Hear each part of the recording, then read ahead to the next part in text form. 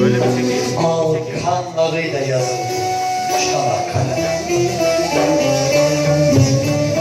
Mehmetler, Hüseyinler, Abdullahlar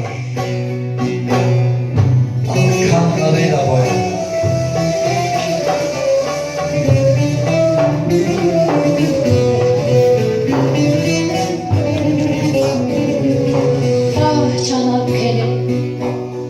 Nice yetim türkülerin doğum sancısı. Bir yanım gece, bir yanım gündüz gibidir Çanakkale. Bir yanım düğün, bir yanım cenaze. Bir yanım umut vaat ediyor gençlere. Bir yanım gençleri götürüyor meçhule. Kardeşler, ağıt yakıyor sana gündüz gece.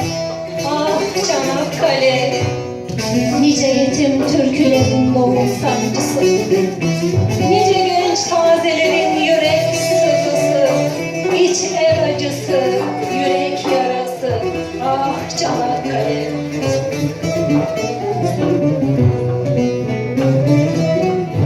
Bu ne bildik bir şiir, ne de bilinen bir efsane. Kimselerin bilmediği, duymadığı bir yaşanmışlık efsanesi sadece. Karacabey'in Seyran köyünde Salih isminde bir Yağız oğlan, kardeşi Adem ve köyden gençlerle Çanakkale'ye destan yazmaya uğurlar. 57. alayın yiğit bir neferi, Salih Çavuşu olan, eşini, biricik kızı Emine'sini Allah'a emanet ederek cepheye koşar.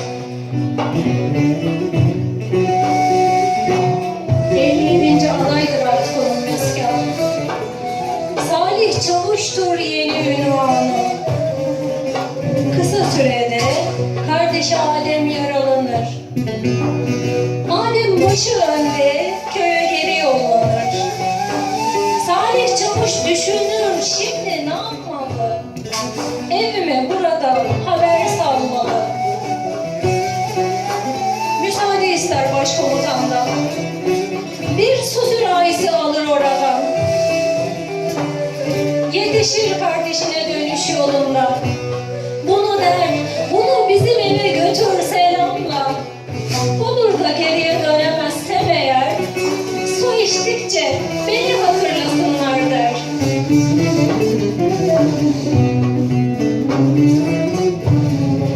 Günler geçer, birbirine eklenir. Savaş zaferle nihayetlenir. Gidenler hasretle geri beklenir. 57. alaydan kimse dönmez ya. Salih Çavuş ve niceleri vatana feda. O küçük Emine kalır babasız. 2 yıl geçmeden bir de anasız. Emine için zor günler, hem de çok acı. Ne bir kardeş var dayanan, ne de bir bacı. Birkaç yakını sahip çıkarlar. 5-6 sene sarıp kollarlar.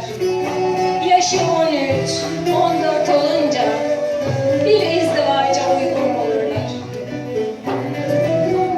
92 yıl köyünde ömür sürer de gözü hep yollarda, hep beklemekte.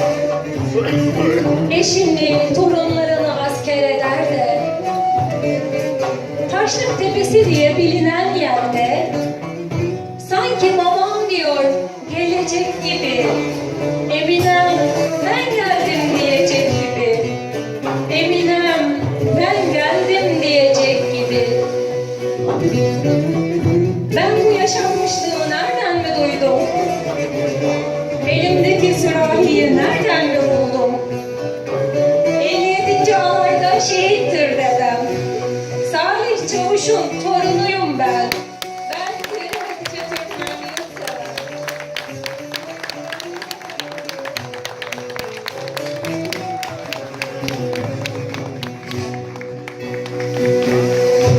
Çanakkale içinde vurdular beni.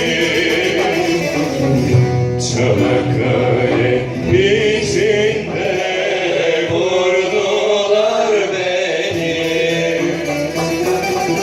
Ölmeden mezara koydular beni. Oh gençliğim eyvah.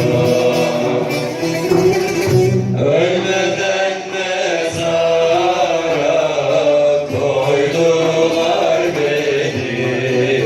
Oh gençliğim eyvah. 57. alay yeryüzünde askeri olmayan tek alaydır. Ülkemizde şu anda 57. alay vardır ama sembolik olarak vardır. Tamamı şehit düştüğü için şu anda 57. alayda ne komutan vardır ne de asker vardır. İşte Hatice kardeşim de o 57. alaydaki şehit Mehmetçik dedelerimizden birinin torunu. Ruhlar şad olsun.